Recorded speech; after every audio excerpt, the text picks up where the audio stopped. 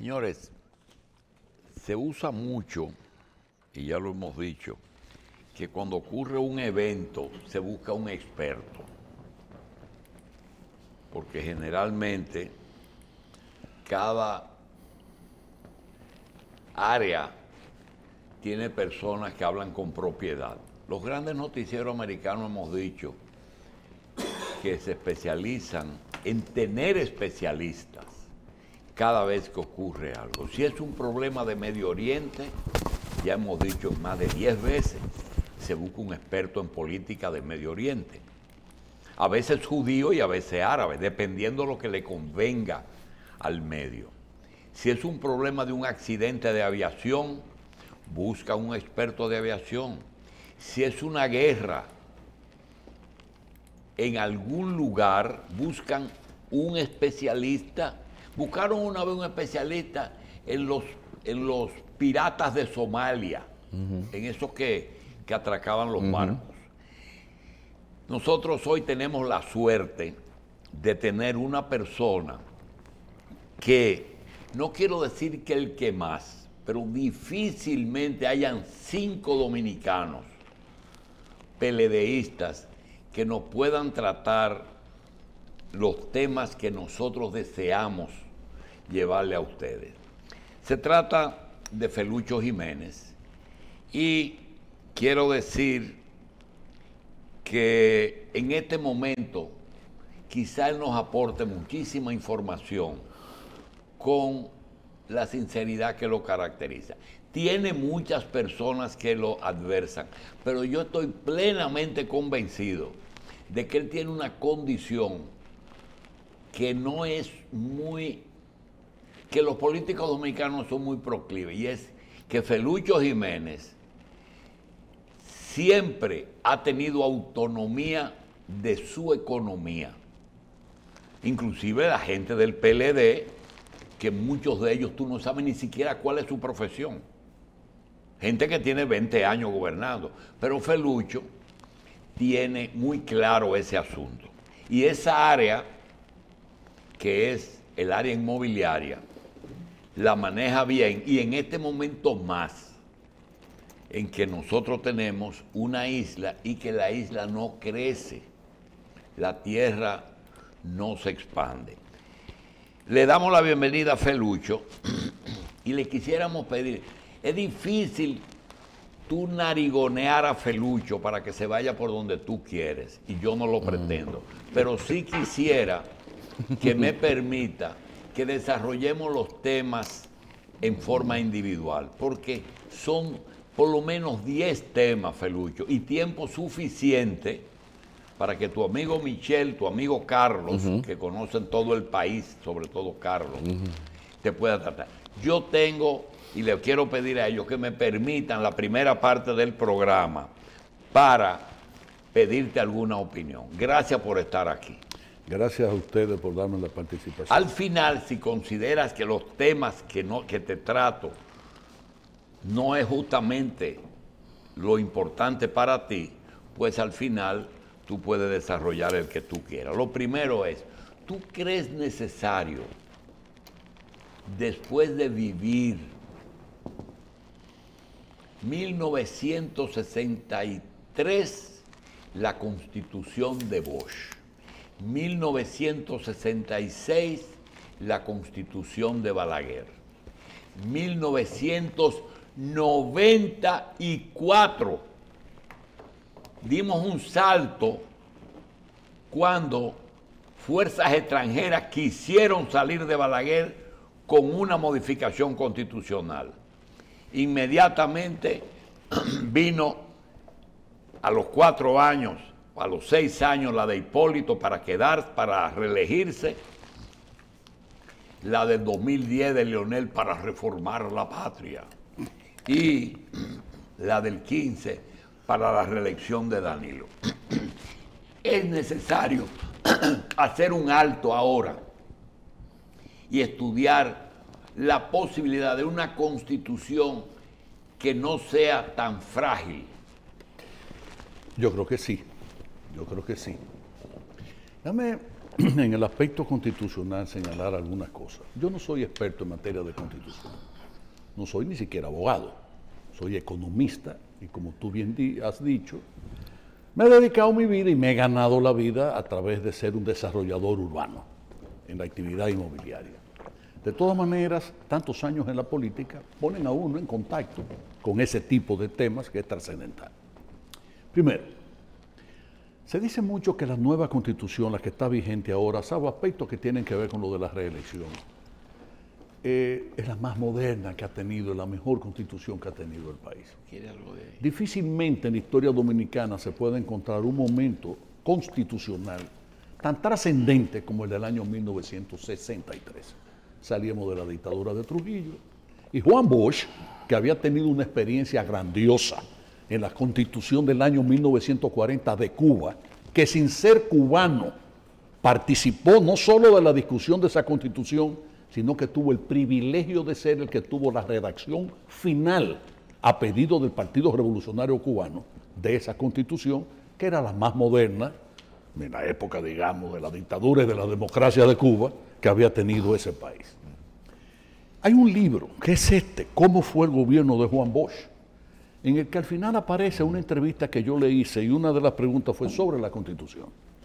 Ya me señaló que él jugó un papel, un rol importante en la elaboración de la Constitución del 63, porque él, a propósito de lo que había hecho en Cuba en el año 40, había tenido que ponerse en contacto, había tenido que leer y estudiar las constituciones más avanzadas que conocía América, que a la sazón eran la de Chile, México, Costa Rica, y que incluso hasta la de Weimar, el periodo del gobierno alemán, que se le conoció como la República de Weimar, la había estudiado a fondo.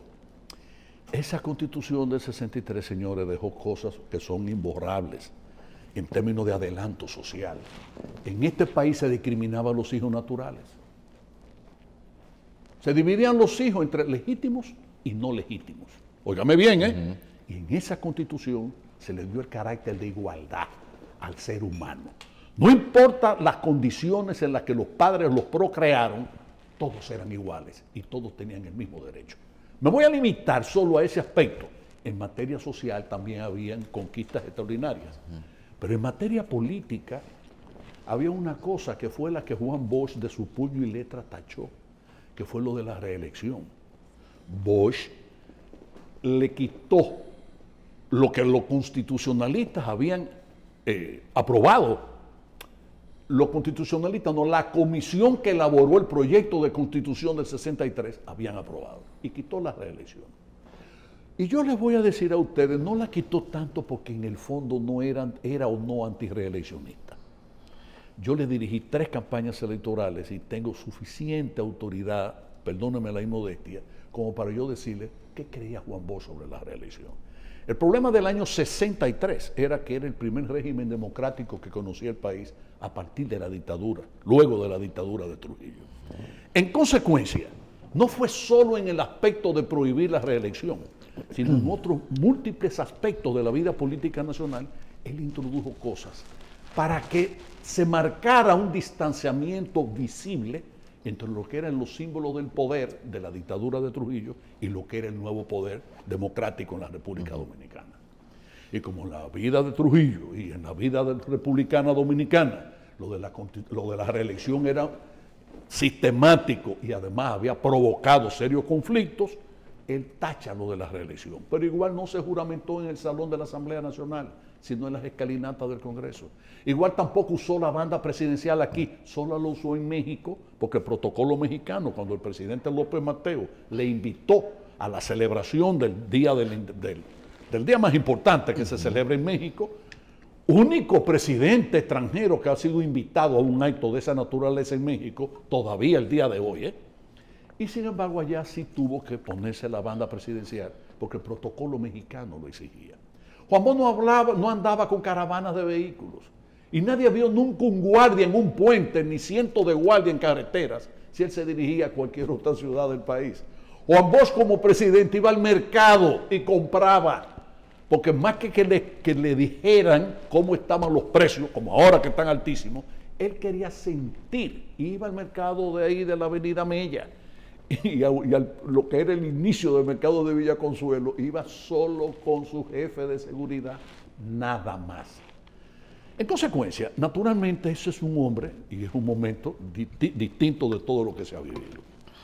Es verdad, Julito, que la reelección aquí ha motivado muchas reformas constitucionales. Y yo quisiera que la de ahora fuese la última. La de Hipólito era excelente. Eso de una sola vez y nunca más. Eso es como en los Estados Unidos. Los Estados Unidos es el país, digamos, padre de la democracia que conocemos, el tipo de democracia representativa que conocemos, ¿verdad? Y allá tienen 2 periodos y nunca más. Entonces aquí, hay que Julio, hacer, tú piensas que se debe hacer una reforma. Sí, pero te voy a decir por qué, Julio. ¿Y quiénes deben de trabajar en eso? Ahora voy a eso. Porque ahí es que está el problema. Hay un tema que es de mucha trascendencia en la vida nacional y de mucha importancia, el tema de la corrupción. ¿El tema? De la corrupción. ¿Hay maneras o no de evitar legalmente, en términos constitucionales, la corrupción? Claro que hay manera de mejorar muchísimo las expectativas de que no se produzca, al menos en la magnitud que se ha conocido. En los últimos gobiernos hemos conocido los ladrones más grandes que han pasado por gobierno dominicano de Trujillo para acá. A pesar de que el propio PLD había introducido leyes que aparentaban obligar a la transparencia. Sí. Lo que pasa es que siempre nos olvidamos de los aspectos esenciales, que no es lo que se ve, sino lo que no se ve. ¿Ustedes recuerdan que el que hizo la ley hizo la trampa? Sí. Claro, y eso se aplica perfectamente a todo ese conjunto de decretos y leyes en las cuales se dice que el gobierno va a ser transparente. Mira, me cambiaste la agenda. No, pero tú vas a ver a dónde voy yo con la Constitución. Me cambiaste la agenda porque, no, fue sin querer, porque mencionaste la corrupción y quiero que incluyas, que era el último punto que tenía, y está muy íntimamente ligado a eso, que es el negocio de la política. Que nadie se atreve, solamente tú, que ya está por encima de toda esa pendejada, porque no está buscando, quiere que tu partido gobierne, pero no creo que tú estés buscando oposición, porque ya tú has ido a todo. Mi pregunta es si esa corrupción que mencionaste, que puede tener influencia en los congresos, como se ha dado el caso aquí, que tú viste, que cuando Hipólito quería promover una reforma constitucional, le pidió a un colaborador de él que compre una senaduría para que trabaje adentro con eso. O el caso de un presidente que hizo una reforma integral, casi hizo una nueva constitución, pero con el único objetivo de protegerse. Entonces, háblanos de esa palabrita, pero súmale la política como negocio. Sí. Es que está muy vinculado. Vamos a primero al aspecto constitucional y la corrupción. ¿Ustedes han visto en los Estados Unidos un secretario de Estado postulado para candidato a la presidencia? No. Dígame. No, vienen del Congreso muchas veces. Y de alcaldías y de gobernaciones. Es decir, de cargos electivos, no designados. Entonces, la Constitución dominicana debe de proveer ese mecanismo de defensa en procura de la sanidad política del país. ¿Por qué roba un funcionario? ¿Por qué un funcionario público favorece a familiares o amigos a relacionarse? ¿Por qué un funcionario público se atreve a elaborar nominillas y a emplear miles de puestos, de supuestos puestos de trabajo, que no son más que sueldo disfrazado de qué? De una actividad que no se realiza? La persona roba por uno de 2 motivos. Claro. O porque necesite, por razones X y distintas, enriquecerse, es decir, su familia, ¿verdad? Salir del ranchito que tiene o de la casa que tiene para irse a un palacio. Porque aquí roban ricos y pobres. Ok, aquí no hay excepción desde ese punto de vista, blancos y negros, de arriba y de abajo, por todos los lados. Ok, hay esa propensión. Hay un segundo motivo para propiciar los actos de corrupción: la política. ¿Y por qué la política? Porque es costosa. Claro. Te voy a poner un ejemplo, Julito. Yo le dirigí la última campaña de Juan Bosch, que yo dirigí, fue la del año 90. El PLD gastó menos de 22 millones de pesos Óigame bien, la dirección nacional del partido gastó menos de 22 millones de pesos en toda la campaña electoral a nivel nacional. ¿En qué año? En el año 90. En el que ganó. En el que, bueno, Sí. yo no quiero meterme en ese tema porque entonces tendríamos que meternos en otra cosa. No me quiero salir del carril por donde tú me pediste que transitaras. No, lo que digo es esto. 22 millones de pesos. Eso gastó toda la publicidad que hicimos, todas las grandes marchas y caravanas que hicimos, todos los grandes mítines que hicimos, el pago de los activistas electorales, etcétera, etcétera. Eso no incluía, por supuesto, que si Michelle iba en su carro a una caravana, Michelle pagaba su gasolina y se comía su sándwich. Eso es aparte. Eso cuesta un mitin de cierre de pero campaña. No, eso costó la campaña electoral del PLD en La Vega ahora. Pero no 22, sino 92 millones de pesos, ajustado al poder de compra del peso dominicano de hoy día. Pero pasa eso solo en el PLD, pasa en todos los partidos. Ya aquí, y eso se creo que hasta señalado, el que aspira a ser regidor, el que aspira a ser candidato a regidor, entiéndase, no es el candidato formal a regidor, el que ya está inscrito en la Junta Municipal Electoral. Necesita, señores, cientos de miles de pesos. Ahí, ¿cómo no van entonces los regidores posteriormente a quererse aumentar ellos mismos eso, lo que le pagan por asistencia? Y que a la sala capitular. Y aprobando antes eso era banca y honorífico. esas cosas. Antes no se le pagaba a los regidores. Mira cómo es que se vinculan las cosas, Julito. Tú vas a tener que sentarte entonces, aquí. Te vas a tener que sentar con nosotros porque... No, pero, No, cada vez que habla, mete ahí una cosa. Otro elemento que tú quisieras Por ejemplo, comentar. eso que tú dices del regidor. Hace unos días lo hablaba con Decena. ¿Usted quiere ser candidato? ¿De dónde? De un pueblo pequeño o de un municipio que nos interesa que usted sea. Si a ustedes les interesa que yo sea, tienen que cubrirme el partido. Sí, pero cuando es alguien de otro nivel, mire, yo quiero ser senador o diputado. Bueno, tú lo vas a hacer, pero primero tienes que traer la encuesta de que eres popular. Segundo, tú vas a pagar tu campaña, no el partido. 3, tú tienes que hacerle una donación al partido. Y 4, me vas a donar al partido los 48 meses de sueldo del Congreso. Sí, eso se da aquí, se da aquí en tu país. Julito, no, lo que aquí se da no es tanto eso. Ay, hombre. Porque, no, Julio, escúchame. Lo que pasa es que de un tiempo acá se han inventado un término que es hasta bonito y matemático, la logística.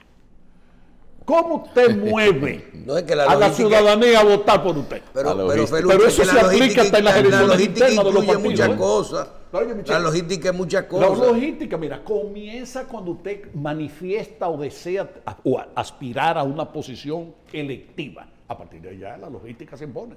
¿Y qué es lo que es la logística? La repartidera de dinero entre las personas del barrio, del campo, etcétera, con tal de que formar su propio equipo.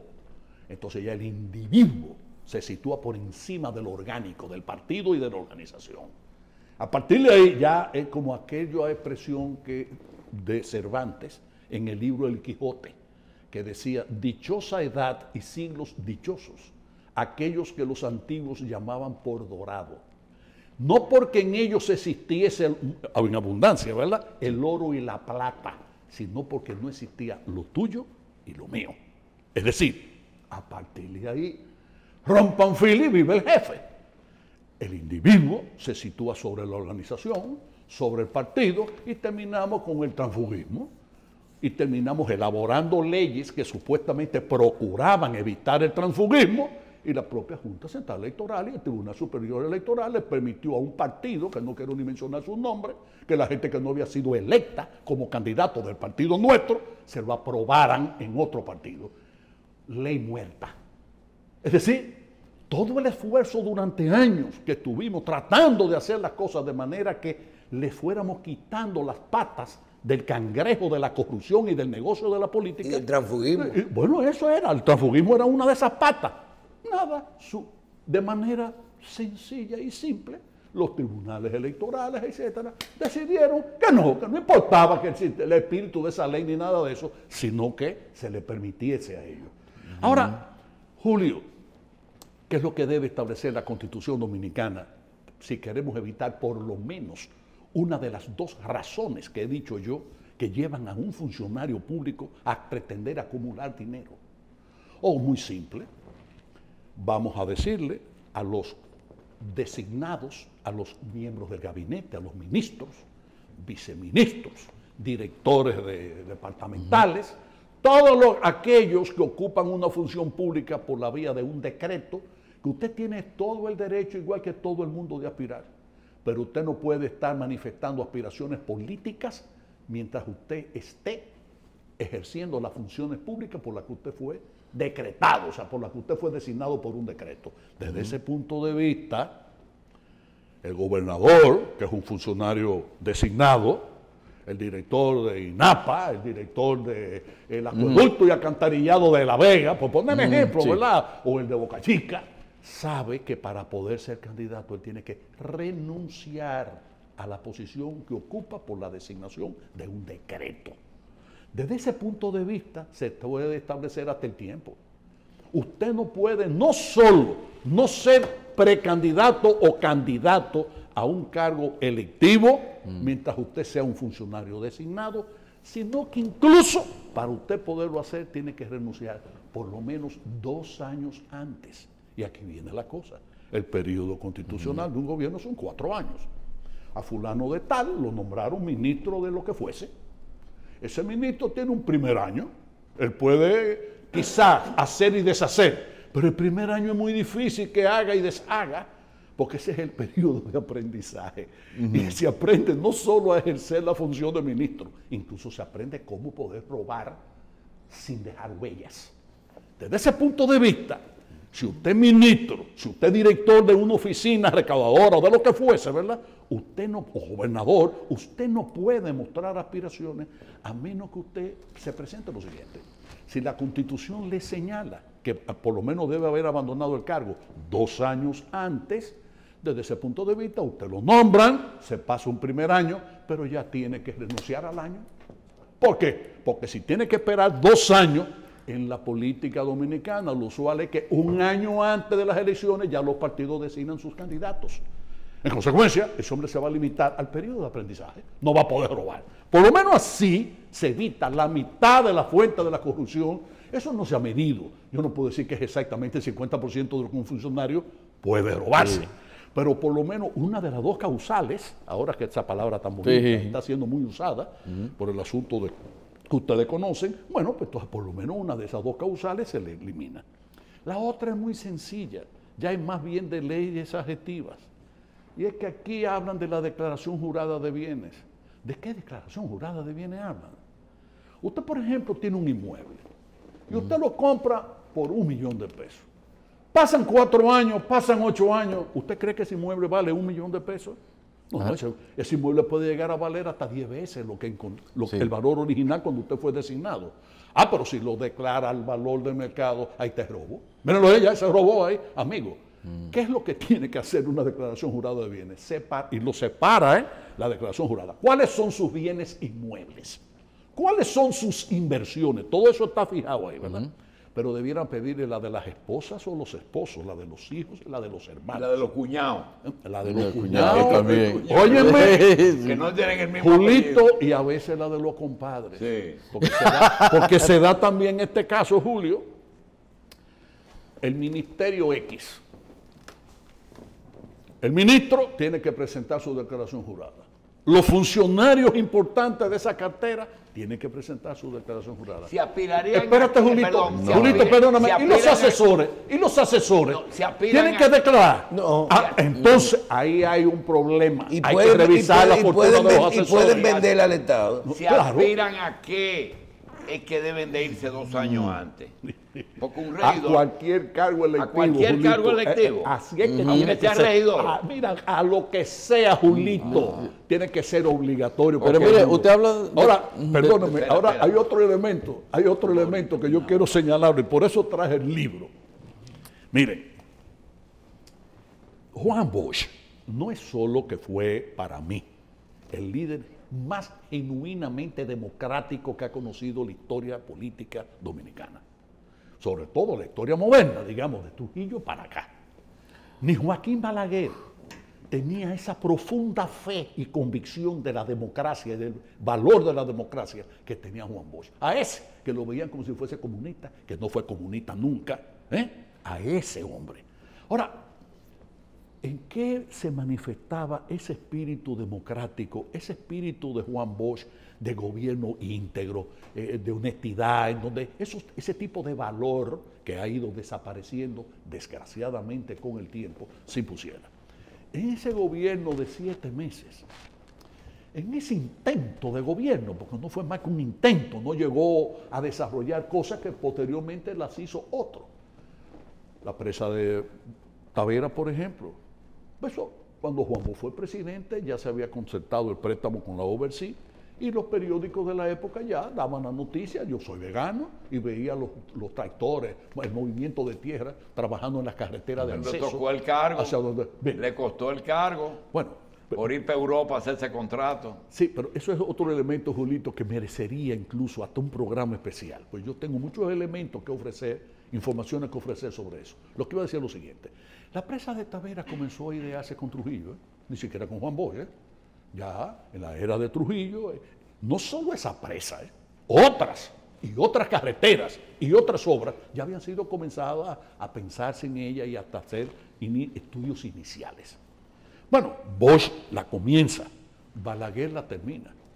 Pero es como pasa aquí en la capital, porque también aquí hay fotografías de periódicos en el Caribe, el Listín, en la época de Juan Bosch, de la presidencia de Juan Bosch, que daban cuenta hasta de las tuberías del acueducto de Santo Domingo que ya estaban en las aceras, señores. Y tuvimos que esperar 25 años para que Balaguer terminara la presa de Valdesia. Y de ahí entonces hay que hacer la solución del agua potable para la ciudad capital. Óigame bien, 25 años de atraso. Bien. Ahora, ¿cómo Juan Bosch veía las construcciones? Las obras públicas, que es otra fuente de corrupción. Por eso que te digo, Julito, todo esto está vinculado. Yo a Leonel Fernández en el año 2001 recuerdo que me invitó a comer a su casa. Yo no iba a las reuniones del comité político, porque eran los lunes en la mañana. Bueno, y cuando ya yo llevo como 2 meses sin ir, Leonel me llama, ¿pero qué lo está pasando? Yo no puedo ir a una reunión del comité político, le dije, los lunes en la mañana, porque el lunes es el primer día de la semana de trabajo, y yo trabajo. Si yo tengo que venir a mi compañía y producir. Entonces volvimos después, me complacieron y volvieron las reuniones a hacerse los lunes en la noche, que era como debía hacerse, ¿verdad? Porque así uno podía trabajar durante el día, bueno, y uno iba a politiquear en horas de la noche. Ese día, en esa comida, estábamos solamente Leonel, Temístocles Montaje y yo. Al final de la comida, le dije yo, Leonel, tú vas a volver a ser presidente de la República, el PLD va a volver a gobernar, como creo yo que ahora, y estoy hablando de la hora ahora, año 2021, 15 de febrero del 2021, el PLD volverá al poder en el año 2024. Pero eso es tema para más adelante, ¿verdad? Entonces yo le dije a Leonel, mira Leonel, me atrevería a sugerirte una cosa. ¿Qué cosa, Felucho? Separa, cuando tú vuelvas a ser presidente, tus amigos y compañeros según este criterio. A ver si te parece bien. Dímelo, ok. A los que quieran ser ricos, a los contratistas. Procura simplemente que ese contrato, el valor de la obra, se ajuste. ¿Te hizo caso? No. Pero se fue del lado equivocado. No me hizo caso. Félix Bautista no era contratista, era funcionario. Víctor Díaz no era contratista, era funcionario. No me hizo el menor caso, Atiendan, Y le dije, a los que quieran dinero, a los contratistas. Como Balaguer. Aquí, y Juan Bosch no decía, y el propio Balaguer, que habían 100 nuevos millonarios, 40 nuevos millonarios en razón de las obras. Sí, pero de las obras, no porque se lo llevaran de otra manera, no por sobrevaluación, no por tráfico de influencia, no por comisiones soterradas. Ahora, le dije, y los que amen la historia, esos deben ser tus funcionarios. Es decir, el político es político por varias razones. Aquí se es político por vocación de servicio, por sentirse uno patriota, por las razones que sean. ¿Qué llevó a Fernández Domínguez a ser el héroe nacional que fue? ¿Qué llevó a Francis Camaño a ser el héroe, el gran héroe nacional que fue? O que sus padres habían sido generales cuando Trujillo. Y era una manera aunque no esté escrito ni dicho por nadie, de reivindicar. ¿Verdad? El nombre de su claro que sí. Entonces, para ser político pueden haber varios motivos. Pueden haber varios motivos. Uno de ellos es el del enriquecimiento. Es el camino más fácil. Es si la droga son los dos caminos más fáciles aquí para alguien hacerse de dinero. Bueno, entonces Juan Bosch introdujo otro elemento adicional. Acá aparece en el libro, decía cómo fue el gobierno de Juan Bosch. En las palabras, en el prólogo mío que yo escribí, hablando de las villas de la libertad. ¿Qué eran las villas de la libertad? Simplemente eran 300 villas que Juan Bosch pretendía desarrollar, como bien dice él en la entrevista, no en 4 años, sino en 12 o 20 años. Y como él era opuesto a la reelección, él decía en la misma entrevista que en consecuencia eso debiera ser el resultado de varios gobiernos, no de un solo gobierno, ni de un solo hombre, de un solo presidente, ¿verdad? Entonces, en las villas de la libertad se pusieron anuncios en los diferentes periódicos. Ahí se decía, por ejemplo, que la vivienda individual iban a ser 20 lotes de 15 unidades cada uno. Cada villa de la libertad iban a ser 300 viviendas. Ustedes saben dónde hay una villa de la libertad, que mucha gente conoce y no sabe que eso era una villa de la libertad, frente a donde está la Rica en Villa Altagracia. Básima, ese paraje que está ahí, esas casitas comenzaron y se hicieron muchas de ellas con el gobierno de Juan Bosch. Las villas de la libertad comenzaban en los bateyes cañeros, pero se iban a extender a todas las áreas rurales del país, como una medida de evitar esa hemorragia del campo a la ciudad, de la inmigración aquí interna, ¿verdad? Del campesino que abandona el campo y viene aquí a engrosar los barrios marginados, que fueron creciendo de esa manera. Bosch entonces, que había tenido esa experiencia rica, habiendo vivido en países latinoamericanos mucho más avanzados que el nuestro, concibió eso. Entonces en los periódicos se pone el anuncio, pero miren aquí, digo yo, por cierto, ese aviso, el aviso del concurso, del llamado a concurso a los ingenieros y compañías constructoras que querían participar en la construcción de esa villa, terminaba señalando que las empresas o ingenieros que en ese momento estuviesen trabajando como contratistas en otras obras del gobierno, no podían deberían abstenerse de participar en el concurso, lo cual nos permite tener una idea clara del sentido democrático de las oportunidades de trabajo que había entonces. No solo eso. Con eso Juan Bosch quería evitar que fuera el mismo grupito de siempre que se alzara con el santo de la limosna. Eso, Julito, es gobernar con visión de integridad. Mira, yo quiero, difícil entrevistar a Felucho, porque él tiene mucho que decir. Felucho, tenía 2 temas que vamos a tratar después de la pausa, y es la evaluación de un gobierno que gana unas elecciones dentro de una crisis que abarca toda el área económica, social, política, de salud, cambia todo. Es decir, no tiene sentido evaluar un gobierno de un partido que ni siquiera se preparó para la toma del poder, sino para sacarlo a ustedes del poder, y buscó todas las vías para hacerlo. Pero hoy día muchas fallas son por inexperiencia. Igual que evaluar el PLD, que terminó en la crisis y que todo el mundo sabe que hizo lo que podía hacer después de 20 años de ejercicio. Ese es un tema que no lo podemos tratar por separado, porque no es lo mismo 20 años de gobierno que 100 días de Luis. O que 6 meses. ¿Verdad? 6, 170 días, ¿contra cuánto? 20, 2 por 3, 6, 6.000, 7.000 días. Entonces, ese es el tema que después de la pausa nosotros queremos, y que se incluya las perspectivas económicas y todas esas cosas que a ti no te podemos narigonear. Tú tienes que dejarte que tú te explayes.